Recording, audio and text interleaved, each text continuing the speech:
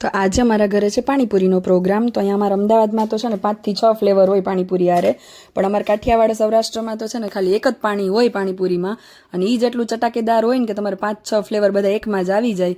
તો આજે અમે એવું જ કંઈક પાણી ઘરે બનાવીએ છીએ, અને મારા વર તો છે ને બહારનું પાણી ખાતા જ નથી અને ભાવે જ નહીં બહારની પાણીપુરી, એટલે એના માટે મારે ઘણીએ પાણીપુરી ઘણે બનાવી જ પડે. તો આજે જો હું તમને પાણીની રેસીપી બતાવું છું. તો જો ભાઈ, મેં પહેલાં 1.5 વાટકી ફુદીનો અને 1.5 વાટકી ધાણા ભાજી લઈ લીધા. બે માપથી લેશો ને તો પરફેક્ટ મસ્તીનું પાણી બનશે. અને પછી લઈ લીધા 6 કટકા નાના આદુ. 3 વાટકી હતું ટોટલ માલ આપણો, એટલે એની સામે મેં 6 કટકા નાના આદુ લીધા, અને 6 મરચાં લેવાના હોય, પણ મેં આજે 5 લીધા છે, કારણ કે હાર્વીને હવે થોડું આ પાણી ભાવે છે, તો એનાથી બહુ તીખું પી શકાય નહીં. હવે આ મરચાંનું નામ શું છે એ મને નથી ખબર, અમે તો તીખા મરચાં કહીએ છીએ, પણ અમારી સાઈડ ઘણા બધા નામ છે જે મને અત્યારે યાદ નથી. તમને યાદ હોય તો કમેન્ટ કરજો કે તીખા મરચાં સિવાય આને બીજું એનું નામ શું છે, બરાબર. અને પછી લઈ લીધું આપણે આમલી. તો આમલીને મેં છે ને ઓવનમાં જરાક વાર મૂકી દીધી હતી ગરમ પાણી નાખીને, જેથી કરીને એ થોડીક ઓગળી જાય, એટલે આમલી નહીં લીધી પાણી સાથે. પછી નાખ્યું સંચળ, મીઠું અને શેકેલું જીરું, અને માથે લીધું ખાલી અડધું જ લીંબુ, કારણ કે આપણે આમલી તો ઘણી બધી નાખી જ છે.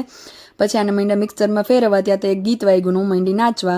પછી જો આપણે જરાક ઓલા કુકિંગવાળા કરે ને એવું જરાક હાથ હટાડીને જોઈ લીધું તો મસ્ત પીસાઈ ગયું હતું. તો આ એકદમ મસ્ત કલર આવશે, કારણ કે પીસવામાં મેં બરફ નાખ્યો તો, પાણી જરાય નાખ્યું નહોતું, ખાલી 4 કટકા બરફ નાખી દીધા હતા.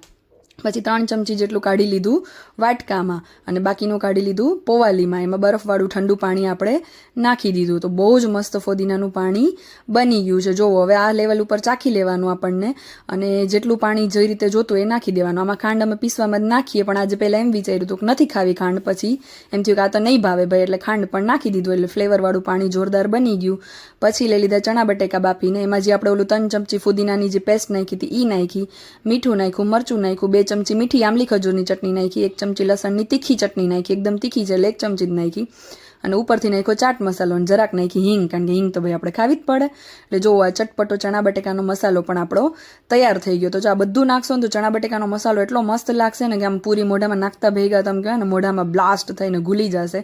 અને આવી મસ્ત પાણીપુરી તમે પણ જો ખાધી હોય તો કમેન્ટ કરજો તમને પાણીપુરી ભાવે કે નહીં, કેમ કે મારી તો પાણીપુરી ફેવરેટ છે. એટલે જોરદાર પાણીપુરી ખાઈ પીને અમે તો મજા કરી.